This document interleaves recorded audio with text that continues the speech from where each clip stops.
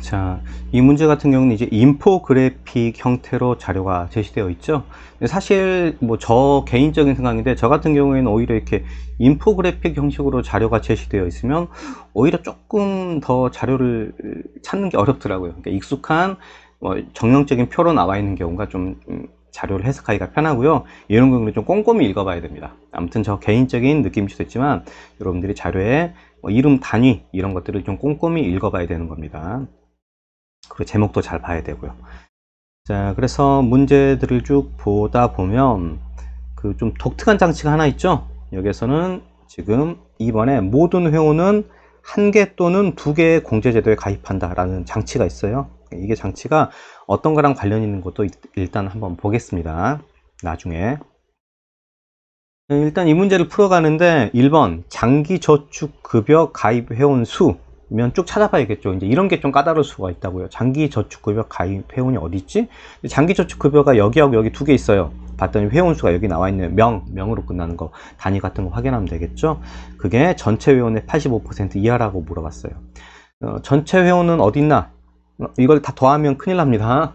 쭉 봐봤더니 여기 연도별 회원수라고 해서 나와 있는데, 단위가 10,000명이에요. 그러니까 단위가 좀 다르죠. 그 단위를 좀 정리해 줄 필요가 있고요.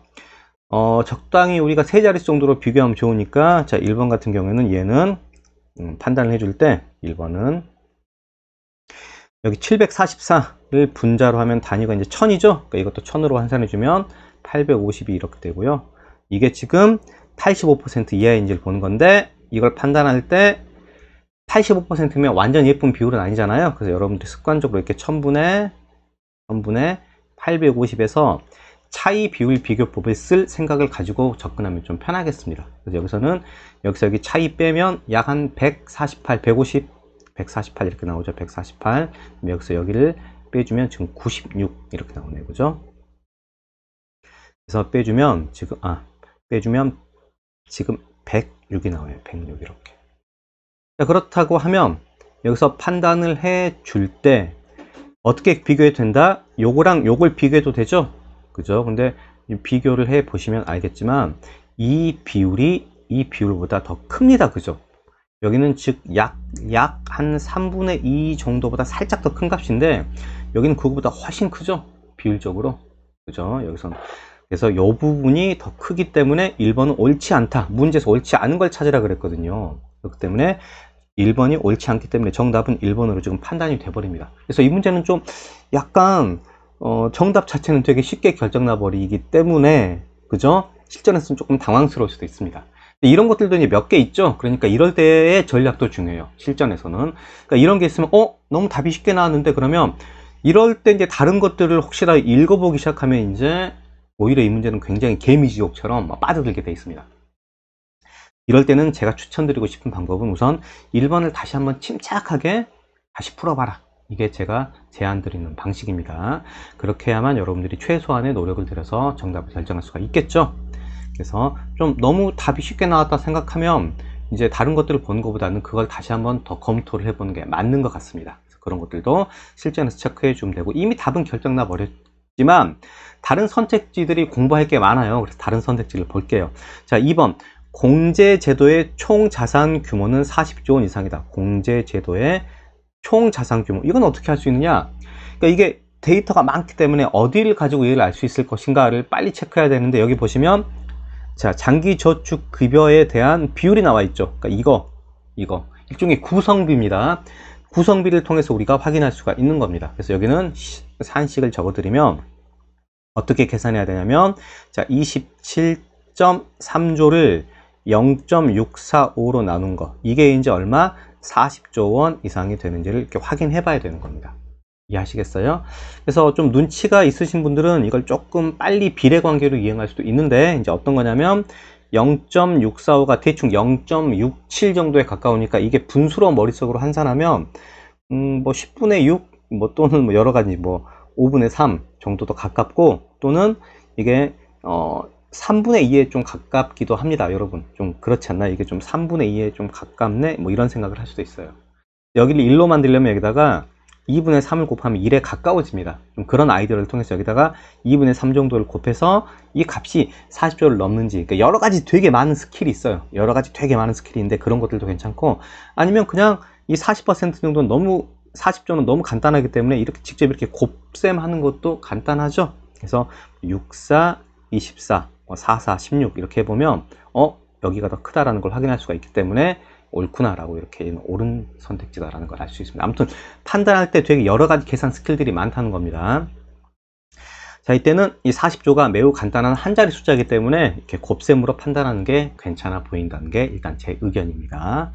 자, 그리고 다음 선택지 보시면 자산 규모 상위 4개 공제제도에 공제제도 중 2개의 공제제도에 가입한, 이게 이제 바로 여기 2번 여기랑 서로 관련되어 있는 거예요. 이게 어떻게 연관이 되어 있느냐 보시면, 자, 2개 공제제도에 가입한 회원은 2만 명 이상이다.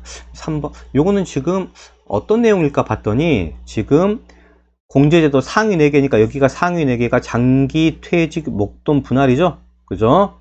이건 자산 규모고, 그죠? 자산 규모 상위니까 이렇게 장기 퇴직 목돈 분할, 그죠? 그래서 이게 그대로 여기 있죠. 이렇게 여기 퇴직, 그죠? 자, 여기에 가입한 회원 수를 일단 한번 더 해볼게요. 지금 744, 단위는 1000명입니다. 그 다음에 40, 그 다음에 55, 그 다음에 32, 단위가 1000명이에요. 그래서 1, 그 다음에 8, 8 이렇게 됩니다. 단위가 1000명이에요. 1000명. 단위는 한글로 적어주면 도움이 많이 됩니다. 근데 이게 문제가 뭐냐면, 이게 봤더니 전체를 넘어가요. 전체가 852,000명인데 이거보다 더 많습니다. 그 많으면 여기서 여기를 뺀 나머지 881에서 851을 뺀 그 나머지 숫자들은 뭘 의미하는 거냐면, 여기서는 지금 이렇게 이만큼의 숫자가 그렇게 되겠죠. 자, 이 숫자는 뭘 의미하는 걸까요? 자, 이 숫자는 바로 다른 데도 가입이 돼 있는 걸 말하겠죠. 지금 이게 지금 다 만약에 다 한 명씩 가입됐다고 하면 그게 지금 총 합이 이거거든요. 한 명씩 가입됐다고 하면. 근데 그게 전체 회원수를 넘어가요. 넘어간 잉여, 남는 이 값이 뭐다? 바로 중복 가입된 숫자들이라. 여기가 바로 중복 가입이다라는 걸 의미하는 겁니다. 이렇게.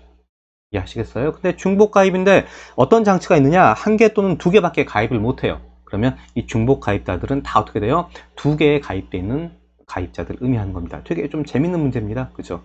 이 문제는 저 장치가 어떤 역할을 할까? 2개가 아니라고 하고 3개라고 바뀌면 어떻게 바뀔까? 이런 것들을 좀 고민해 볼 만한 좀 재밌는 문제가 되겠습니다. 이해하시겠어요? 만약에 3개의 공제제도에 가입되어 있다. 그러면 이 중복 가입된 이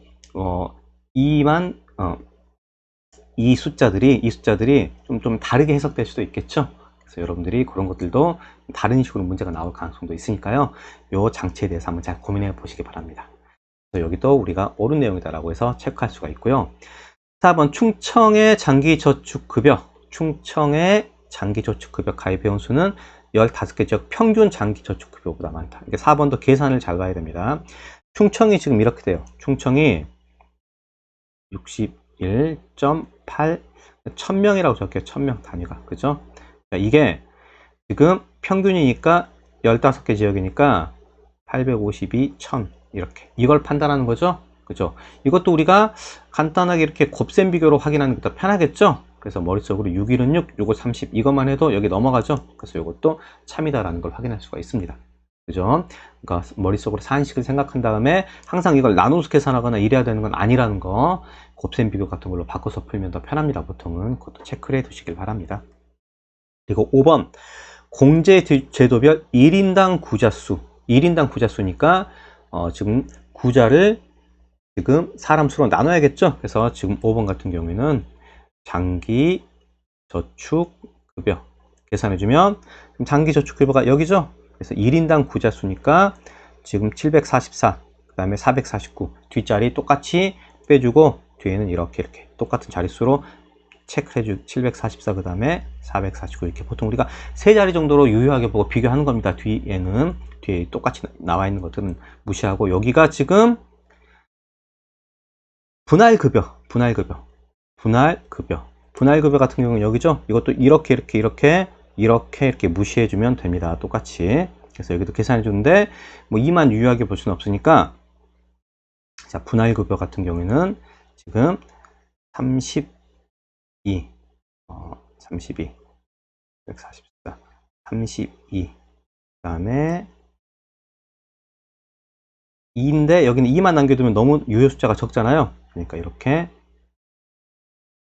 8, 2 정도, 이렇게 곱하기 얼마? 곱하기 5배 이상이다. 요걸 비교하는 거죠. 그래서 이것도 이제 생각해 줄 때 여러분들이 좀 유의하게 판단하면 세 자리 유의하게 볼 거니까 이것도 320, 그 다음에 한 280, 그죠? 280 정도, 그 다음에 곱하기 5, 요 정도로 생각해 주면 무난하겠습니다.